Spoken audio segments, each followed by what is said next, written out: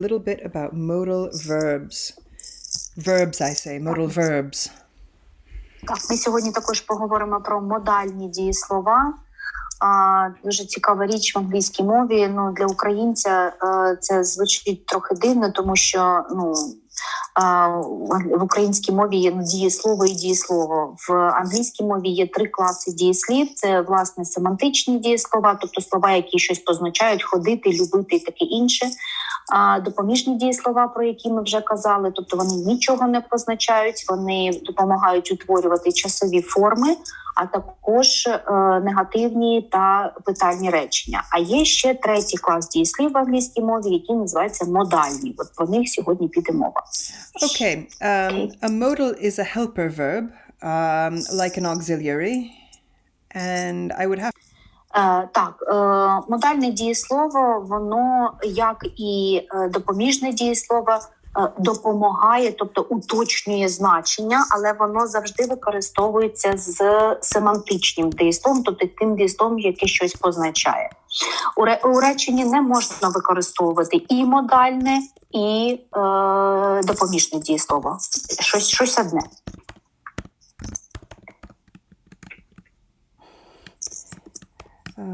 Так, наразі речення «я ходжу до школи», I go to school. Потім I have gone to school з допоміжним дієсловом have, який утворила перфектний теперішній час. Yep. І третє речення I must go to school, я маю піти до школи. So here we see some of the forms at the top that we've already learned. And we've said that these auxiliaries are helper verbs, and the second verb is the meaning verb.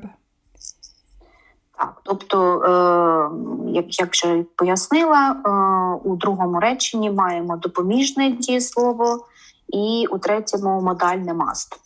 Here we have another helper verb, but instead of being an auxiliary, it's a modal.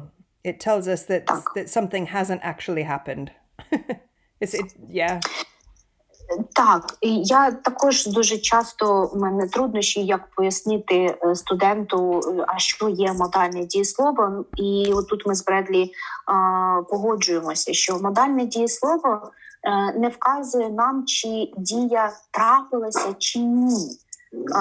До речі, модальне дієслово must вказує на те, що дія має трапитися, а трапилася вона чи ні, ми не знаємо. And you can see the question form, we still have the same problem with questions. You still have to play this game where you change the order of the words for a question. Так, в тих реченнях, де є модальне дієслово, воно використовується замість допоміжного дієслова. До прикладу, у питальному реченні ми виносимо його на перше місце. Okay. So, in English, we have to use a modal to promise, bargain or negotiate, advise or warn, speculate about the future, invitation requests, reflect on the past, threats, and deduction. Sorry. That's okay. Sorry. Intruders. Yeah, we were tempting fate by going an extra 20 minutes. Так, список того, в якому випадку в англійській мові треба використовувати модальне дієслово. До прикладу, модальне дієслово треба використовувати, щоб щось пообіцяти, для переговорного процесу, скажімо так. Модальні дієслова використовуються для того, щоб дати пораду, поспекулювати щодо майбутнього. Модальні дієслова використовуються, коли треба зробити запит, і коли треба зробити загрозу. The most basic thing you can do is probably deduction. So a sentence like this. He must be American, he's fat. Or she loves coffee, she must be Italian. Модальні дієслова дуже часто використовуються в англійській мові для виразу логічного умовиводу. Для цього використовується модальне дієслово must. Бредлі навела нам приклади. Внизу можете їх побачити. He must be American. Я думаю, можливо, він має бути американцем, тому що він товстий. Вона любить кофе. Вона має бути італійкою. I suppose here we could add a because. He must be American because he's fat. She loves coffee because she must be Italian because she loves coffee. Something like this. Так, можемо тут, коли робимо такі умовивид, додавати ще тому що. Hold on. Okay. Oh dear. So, oh dear heavens. Okay. We have 9 modal verbs in English. Will, would. В англійській мові, так, 9 модальних дієслів, вони перед вами наразі. Yep. Will, would, can, could, shall, should, may, might, and must.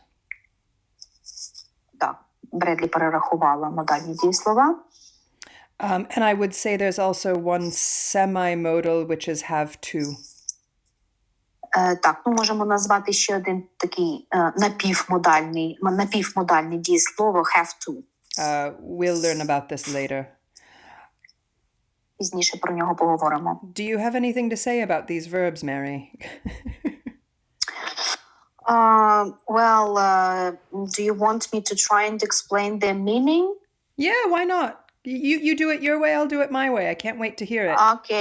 Okay, I'll try. Do you want me to do it in English first? Yeah, I definitely want to know. Okay.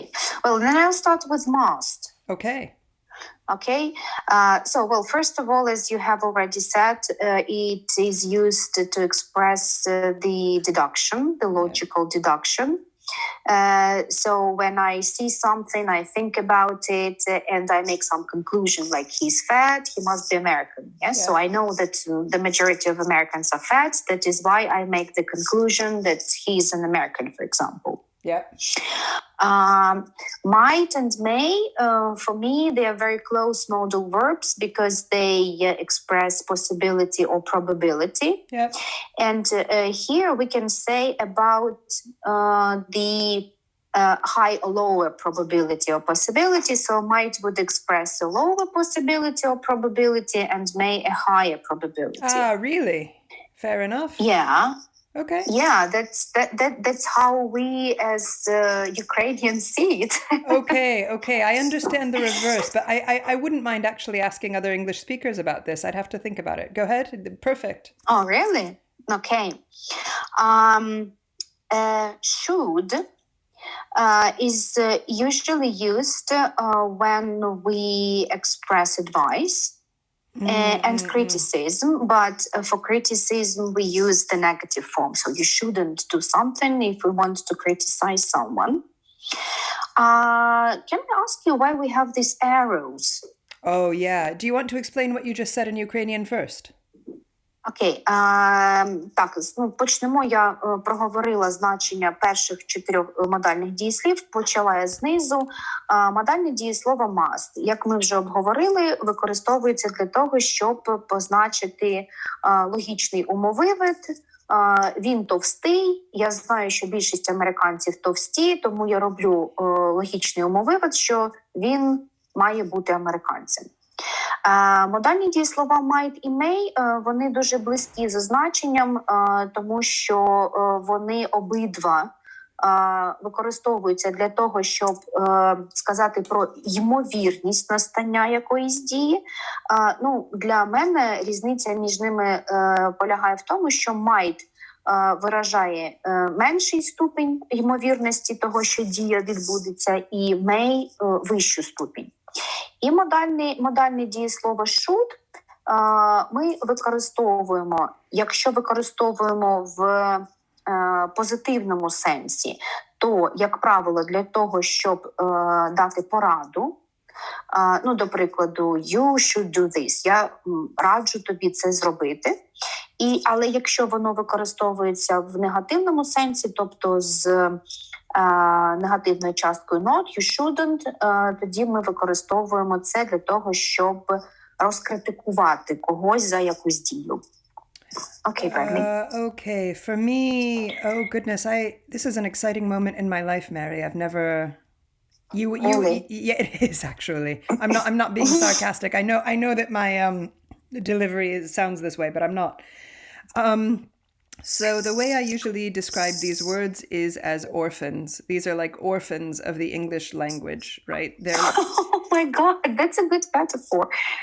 yeah, they're like leftovers, right? They're because if I teach you about normal verbs, I tell you they have a past and a present and a future, and like Yeah, they're I connected see what you somehow. mean. And these words are like, orphans. They're left somehow.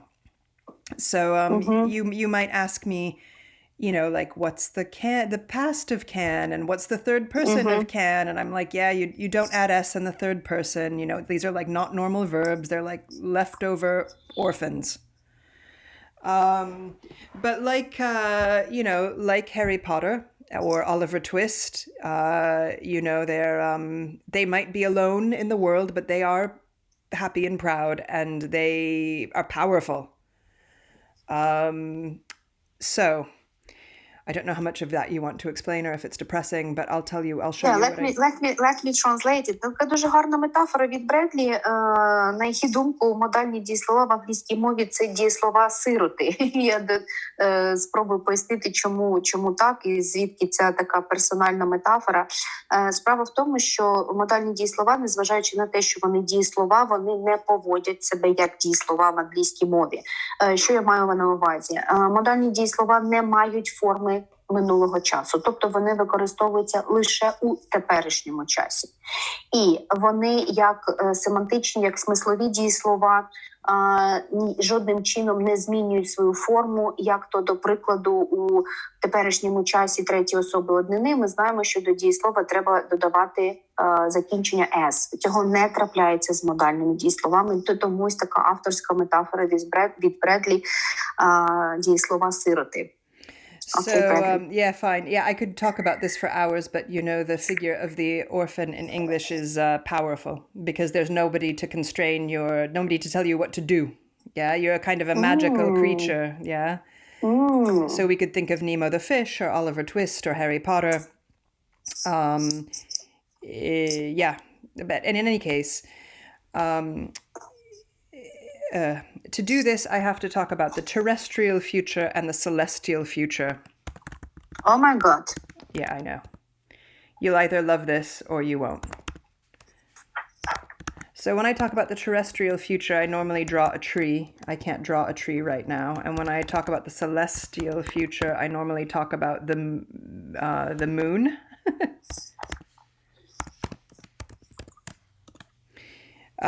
This is normally the drawing I draw. So for me, in Old English had a difference between what is decided for you and what is decided by you. Yeah? Okay. So, and what is decided by you would be something like will. I will go to my sister's wedding. So this in English to me means something like I decided to do it. I don't know if that makes sense. I will go. Yeah. Okay. I decided to do it. It was decided by me. And you can see will is a frustrating word in English because it not only means a simple future, we also use it for offers like I can't do my homework. I will help you. And this is an offer. This is not a simple future. Do you understand what I mean? It's not. I'm not only describing the future. I'm saying that I'll offer to do it. It's an offer.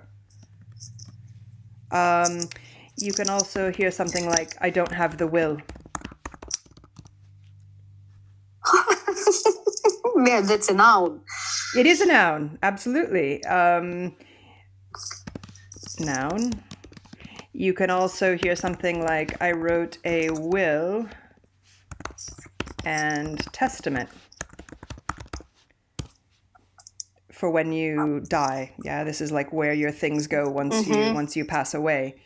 And so all of these uses for will to me have the idea of you deciding.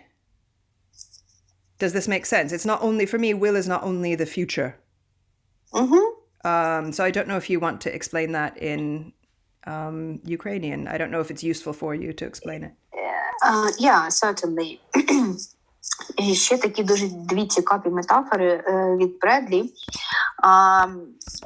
Метафора майбутнього землі та земного майбутнього та неземного майбутнього. До прикладу, якщо ми візьмемо will, ми вже говорили про те, що will є допоміжним дієсловом, яке утворює майбутній час.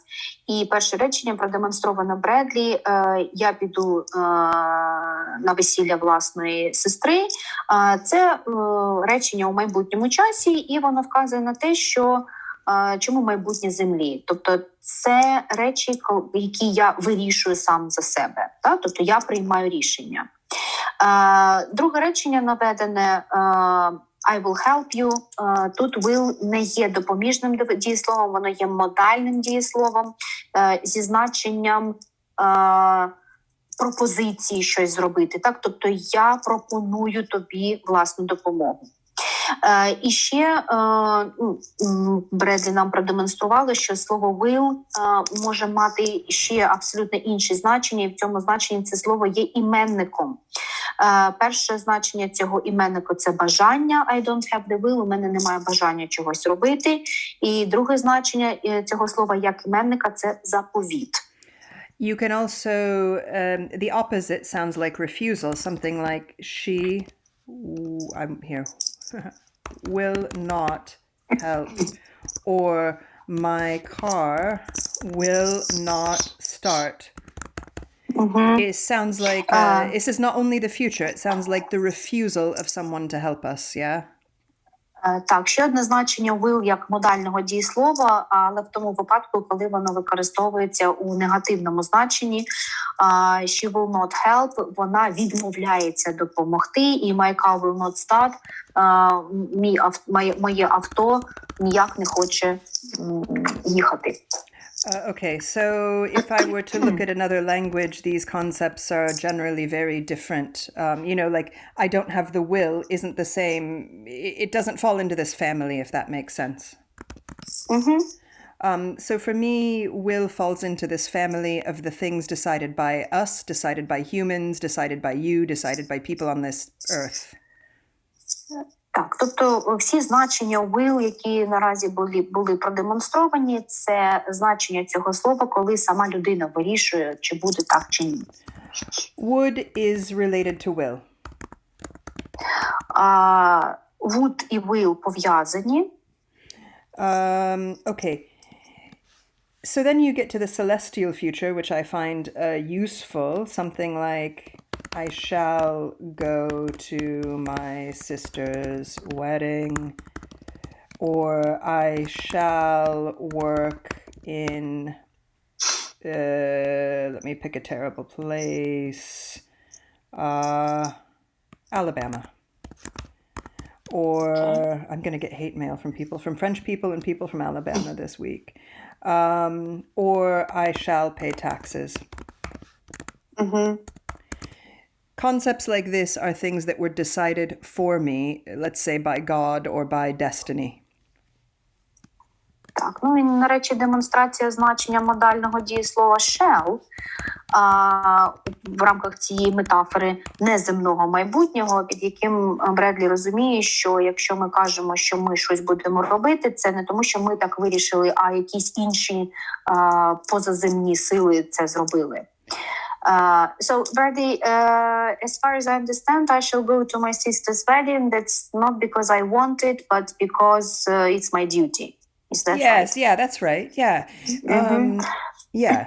Or it's been decided for you, right? It's just been decided for you, yeah. And I shall pay taxes. That's because the government wants me to pay taxes. Yeah. Yeah, you're taking away your own, you're not the actor in this sentence, right? You're not the protagonist. Так, Тобто модальне дієслово shall вказує на те, що я щось буду робити, тому що я змушений через якісь обставини. Ну, наприклад, останнє речення, яке Бредлі нам демонструє, я сплачу налоги, так, податки, перепрошую. Ну, це не тому, що я так хочу, а тому, що держава змушує мене це робити. And here we still see two verb structure, but now we have a modal and a meaning verb. Yeah. So we've got a helper verb and a meaning verb. Так, ну і ще раз нагадуємо, що модальне дієслово використовується завжди разом з семантичним дієсловом, тобто дієсловом, яке щось позначає, а shall – таке допоміжне дієслово, яке дає нюанс значення. Should is related to shall. Should пов'язано з shall. And so, yeah, this is where you get your morals, right? Like things that are a good idea to do. Sometimes this is translated as it's a good, I could say I should pay taxes. This means it's a good idea to pay taxes. До прикладу, should можна розшифрувати, як це гарна ідея щось зробити. I should pay taxes, тобто я маю це зробити, це гарна ідея, бо інакше я можу потрапити у халепу. I don't know if this is a good translation because it's a simple translation. I don't know that it covers all of the nuances of should, yeah. Normally, small children's lives are filled with should, like you should go to church, you should eat your vegetables, this kind of thing. Because it's good for you. Yes, in fact, yeah, because it's good for you, yeah. Тобто таке ітог, скажімо так. Тобто should використовується у значенні це добра, це гарна ідея, так робити правильно, якщо ти так зробиш, тебе не буде покарано. I know that shall in English is dying. Yeah, it's a bit of a dying word because we decide more things for ourselves, right? Fewer things are decided for us, if that makes sense. We are the protagonists in our lives these days. But yeah, go ahead. У сучасній англійській мові модальне дієслово shall використовується все рідше і рідше. Це, мабуть, пов'язано зі зміною світогляду носіїв англійської мови, тому що вони люблять все вирішувати саме, а не люблять, коли щось вирішується за них. So it may be true that my grandmother uses shall more than I do, for example, in this kind of, in an affirmation, in this kind of a way. Even young people, I think, see this difference and use shall. I think English people have this idea somewhere in their soul. This idea of a future that's decided, things that are decided by me and things that are not decided by me. Бредлі каже, що наразі люди старшого покоління використовують should набагато частіше, ніж представники молодшого покоління. We really quickly, and then we'll stop. You might ask a question like, will I go to my sister's wedding? This is a bit of a silly question because it seems rhetorical, right? Like I'm asking myself if I'm going to do something. Питання, яке Бредлі нам наразі демонструє, will I go to my sister's wedding, треба розшифровувати як риторичне питання. Йти або не йти, а вже ж йти. But the problem is it's impossible to do this kind of construction with will in plural because it's very difficult to unite multiple people's wishes in this kind of a way. So, for example, will we go to my sister's wedding would be, the first question makes sense, but the second question doesn't. Як правило, в цьому значенні модальне дієслово will не використовується у множині. Воно звучить дуже дивно для носіїв англійської мови, бо тут треба говорити про якесь колективне рішення, а це дуже важко. I can imagine this is like a question of fact, like as opposed to an invitation. Like maybe we've just tested positive for COVID, all of us in the family, and I say, okay, as a fact, will we go to this wedding? Will it happen? Тобто більше речення демонструє як якийсь факт. However, when we invite people, we always use shall. Shall we dance? Shall we eat? Shall дуже часто використовується в англійській мові, і коли ми запрошуємо якусь людину щось зробити. Давайте потанцюємо, давайте поїмо, давайте підемо кудись. So this is a way to invite people to do things, and it's a way of removing myself from the situation, or it's not a statement of fact. Do you know what I mean? Here we had a statement of fact. Sometimes will is used for our own preference, like my will, you know, I'm expressing my will, like I'll help you. But here, when we want to remove ourselves completely from the situation, this is the most polite way to make a question, to make an invitation. Так, ну, тобто у даному випадку ще використовується не для констатування якогось факту, а саме для запрошення когось щось зробити. Do you have anything to add to this? Do you find this explanation useful, or do you have a different explanation for it? Yeah? Yeah. Okay. You're sure you're sure? Okay, she's sure. All right, so I think we'll stop modals today. Today we just, oops, I'm on my Google Ngram. We just wanted to learn, the important thing right now is just to learn that there are 9 modal verbs, and let's see if we can get back to them. Yep, here are your 9 modal verbs. Please memorize them. That's a nice basic task. На сьогодні з модальними дієсловами завершимо. Наразі треба запам'ятати, що модальних дієслів 9 в англійській мові, вони перед вами. Дещо схематично ми обговорили їхнє значення сьогодні, і основне, що треба пам'ятати, що вони такі дієслова-сироти, використовуючи сьогоднішню метафору, так? Тобто вони не використовуються у минулому часі і жодним чином не змінюються в залежності від підмета. And the books are filled with, because these are kind of leftover, we use these in strange places. So you'll end up seeing in your book, you'll see something like offering, like we just did, being polite, telling people what's a good idea to do, offering to help. And that's because they just have very strange uses. Yeah.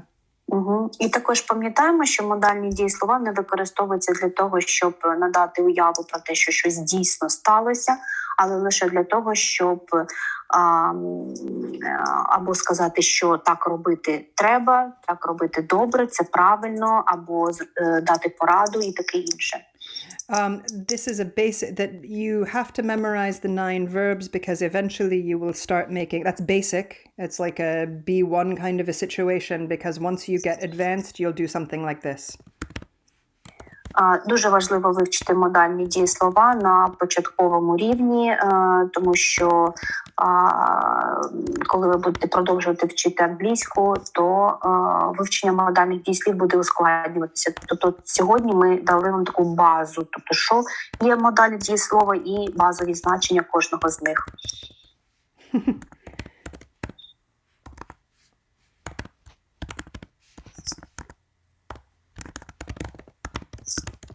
Slow typer. Okay. So when you get to the advanced point, more advanced, you'll be able to do what Mary does very, very well, which is starting a sentence with if. I remember yesterday or the day before when we were talking about the Empire State Building. Don't think I've forgotten. This is where we get, when we're advanced. And I do want to know if you can do this. I think it's called subjunctive when you correct the past. I do want to know if you can do this in Ukrainian, yeah? Yeah. Так, а вже ж, yes. Okay. Використання модальних дієслів буде ускладнюватися, до прикладу, як коли ви почнете використовувати їх в умовних реченнях. Це така не дуже проста річ. Є декілька видів умовних речень, там використовуються різні модальні дієслова. Тому базу модальних дієслів вивчити дуже важливо. Okay. Excellent. So you can do this in Ukrainian. Is this an advanced skill? Is it something you do often? Yeah, I would say so. Okay. I've heard that some languages, like Vietnamese, it's like some languages don't have the subjunctive. You can't correct the past. No, really? Yeah, and I think this must be really a strange way to live. Yeah, like if you just if you're missing this in your language, you must be missing it also in like your, I don't know, your thought process somehow. Anyway, So they don't have mood as it is? I think not. Uh-huh. Oh my God. I know. All right. So thank you very much, and we'll be talking lots and lots and lots about modals. Окей, дякуємо вас. До модальних дієслів ще повернемося. Talk to you soon and see you soon. Thank you, Mary. Так, до побачення. Всім дякуємо. Okay.